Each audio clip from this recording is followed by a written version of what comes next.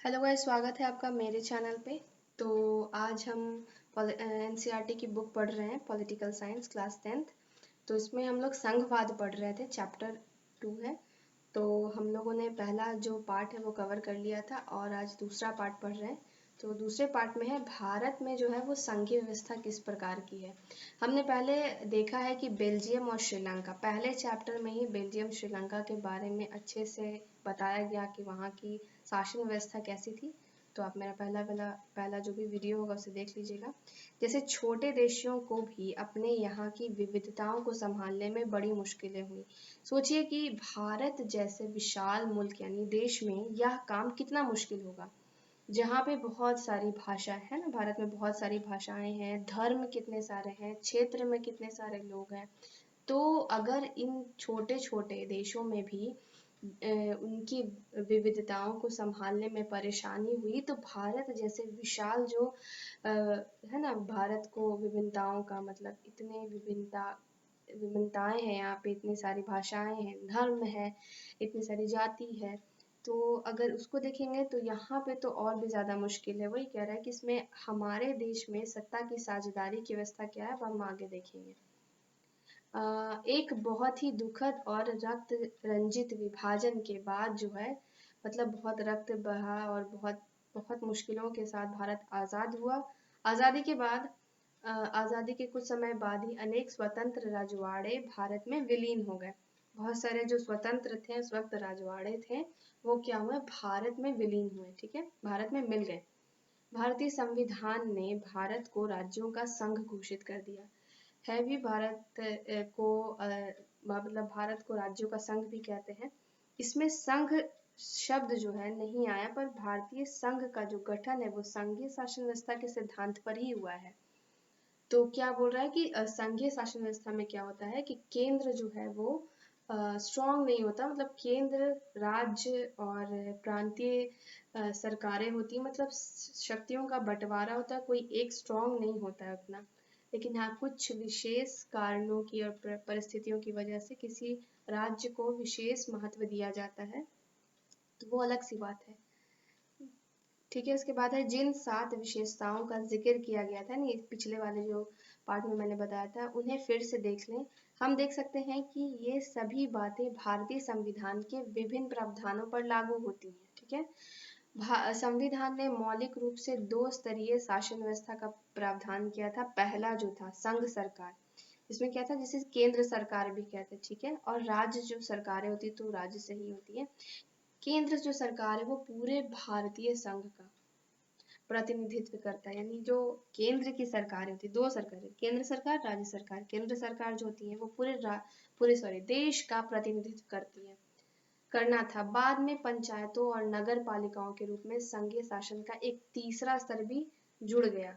क्या क्या तीसरा स्तर में क्या क्या जुड़ा, तीसरे स्तर में जुड़ गया पंचायत, पंचायती राज व्यवस्था, और नगर पालिका के रूप में संघीय शासन का तीसरा स्तर जुड़ा।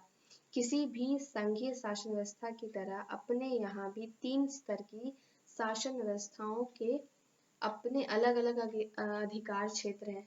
मतलब कि किसी भी संघीय व्यवस्था है उसके तरह अपने यहाँ भी क्या है, 3 स्तर की शासन व्यवस्थाओं को अलग अलग उनके अपने अपने अधिकार क्षेत्र दे दिए गए हैं। ठीक है, संविधान में स्पष्ट रूप से संविधान में क्या है, स्पष्ट रूप से केंद्र और राज्य के बीच विधायी अधिकारों को 3 हिस्सों में बांटा गया है। यानी अगर देखा जाए केंद्र और राज्य के बीच में, तो 3 हिस्से में बांट दिया गया विधायी अधिकारों के रूप में।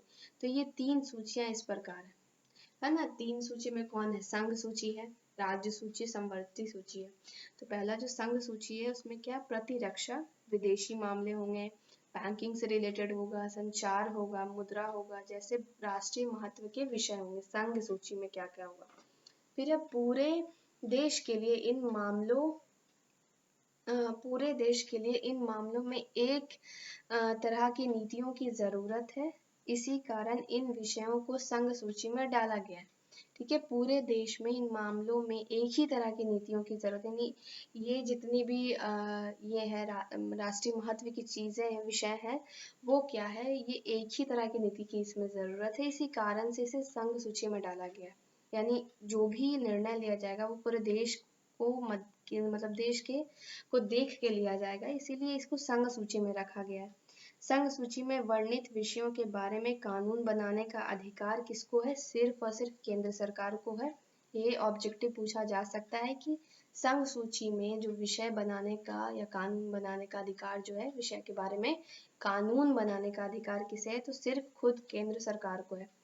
राज्य सूची में राज्य सूची में पुलिस, व्यापार, वाणिज्य, कृषि और सिंचाई, यानी राज्य सूची में क्या क्या है? पुलिस विभाग हो गया, व्यापार, वाणिज्य से रिलेटेड हो गया, कृषि, सिंचाई जैसे प्रांतीय और स्थानीय विषय के बारे में है। राज्य सूची में वर्णित विषय के बारे में सिर्फ राज्य सरकार कानून बना सकती है। समवर्ती सूची में शिक्षा, वन, मजदूर, संघ, विवाह, गोद लेना और उत्तराधिकार जैसे वे विषय हैं जो केंद्र के साथ राज्य सरकार की साझी दिलचस्पी में आते हैं। इन विषयों पर कानून बनाने का अधिकार, हाँ ये इम्पोर्टेंट है, सॉरी। समवर्ती जो सूची उसमें क्या है कि अगर समवर्ती सूची के किसी भी विषय पर कानून बन रहा है तो उसमें क्या होगा? राज्य सरकार और केंद्र सरकार दोनों को अधिकार दिया गया है कि वो इन विषयों पर कानून बनाए। तो समवर्ती सूची अगर पूछे कि इस पे कानून बनाने का अधिकार किस सरकार को है, तो वो राज्य सरकार, केंद्र सरकार दोनों। लेकिन जब दोनों के कानूनों में टकराव होता है तो केंद्र सरकार द्वारा बनाया गया कानून मान्य होता है। मतलब अभी भी केंद्र सरकार को महत्व दिया जा रहा है, लेकिन मतलब दोनों को है कि दोनों बना सकता है, दोनों कानून बनाने का अधिकार है। लेकिन क्या अगर दोनों के बीच में टकराव की स्थिति उत्पन्न हो गई तो उसमें क्या होगा? केंद्र स्ट्रांग हो जाएगा और केंद्र क्या बनाएगा? कानून बनाने के लिए उसे अधिकार मिल जाएगा। यहाँ एक सवाल यह भी उठता है कि जो विषय इनमें से किसी सूची में नहीं आते उनका क्या होता है? फिर कंप्यूटर सॉफ्टवेयर जैसे विषय किसके अधिकार क्षेत्र में आते रहे? क्योंकि ये संविधान बनाने के बाद आए हैं। ये जितने भी सेक्टर होते हैं कंप्यूटर से रिलेटेड, ये कानून बनाने के बाद आए हैं, तो इन्हें किस अधिकार क्षेत्र में रखा जाएगा? तो वही है, हमारे संविधान के अनुसार बाकी बचे जो विषय होते हैं वो केंद्र सरकार के ही अधिकार, यानी जितने भी संविधान के बाद जितने भी अधिकार क्षेत्र जुड़े होंगे वो सारे क्या होंगे? वो केंद्र सरकार के अधिकार क्षेत्र में चले गए होंगे। इसमें क्या बोल रहा है? हमने ऊपर देखा कि सबको साथ लेकर चलने की नीति मानकर बनी अधिकतर बड़ी संघीय व्यवस्थाओं में साथी इकाइयों को बराबर अधिकार नहीं मिलते हैं। भारतीय संघ के सारे राज्यों को बराबर अधिकार नहीं दिए गए। कोई विशेष राज्य का दर्जा भी किसी भी राज्य को दिया जाता है। कुछ राज्यों को विशेष दर्जा प्राप्त है, जैसे कि असम है, नागालैंड है, अरुणाचल है और मिजोरम। अपने विशिष्ट सामाजिक तथा ऐतिहासिक परिस्थितियों के कारण भारत के संविधान के प्रावधान यानी अनुच्छेद 371 के तहत इन सबको, किसे? असम, नागालैंड, अरुणाचल, मिजोरम को ये कुछ उनका जो भी सामाजिक और ऐतिहासिक परिस्थिति होगा जो विशिष्ट स्थान रखता है उसके तहत क्या है? विशेष शक्तियों का ये लोग लाभ उठाते हैं। ये विशेष शक्तियां स्वदेशी लोगों, उनकी संस्कृति और सरकारी सेवाओं में अधिमान्य रोजगार के भूमि अधिकारों के संरक्षण के संबंधों में स्पष्ट रूप से उपयोगी है। यानी इन्हें विशेष प्रकार की शक्तियां मिली हैं और ये उसका लाभ भी उठाते हैं। और ये जो जितने भी 4 राज्य हैं इन्हें ही मिला है और अनुच्छेद 371 के तहत मिला है। उसके बाद है भारतीय संघ की कई इकाइयों को बहुत कम अधिकार मिले हैं। ये वैसे छोटे इलाके हैं जो अपने आकार के चलते स्वतंत्र प्रांत नहीं बन सकते। इन्हें किसी मौजूदा प्रांत में विलीन करना भी संभव नहीं है, जैसे कि चंडीगढ़ या लक्षद्वीप अथवा देश की राजधानी दिल्ली जैसे इलाके इसी कोटि में आते हैं। यानी इसे किसी भी एक विशेष प्रकार के प्रांत है जो मतलब किसी दूसरे प्रांत में मिलाना इसे संभव नहीं है। और इन्हें केंद्र शासित प्रदेश कहा जाता है। मतलब इस तरह के प्रदेशों को, प्रांतों को क्या कहा जाता है? केंद्र शासित प्रदेश कहा जाता है। इन क्षेत्रों को राज्य वाले अधिकार नहीं दिए जाते। इन इलाकों पर शासन किसका चलता है? तो केंद्र सरकार का चलता है। क्या होता है? केंद्र शासित प्रदेश, नाम से पता चल रहा है कि किसका सरकार होगा वहां पे, और कौन शासन करेगा? तो केंद्र सरकार करेगी। उसके बाद है केंद्र सरकार और राज्य सरकार के बीच जो है सत्ता का बंटवारा हमारे संविधान की क्या है? बुनियादी बात है। अधिकारों के इस बंटवारे के बदलाव अधिकारों के इस बंटवारे में बदलाव करना आसान नहीं है। अकेले संसद इस व्यवस्था में बदलाव नहीं कर सकती। ऐसे किसी भी बदलाव को पहले संसद में दोनों सदनों में क्या होनी चाहिए? 2/3 बहुमत से मंजूर करवाना पड़ता है, तब जाके बदलाव किया जा सकता है। फिर कम से कम आधे राज्यों के विधानसभाओं से मंजूर करवाना होगा।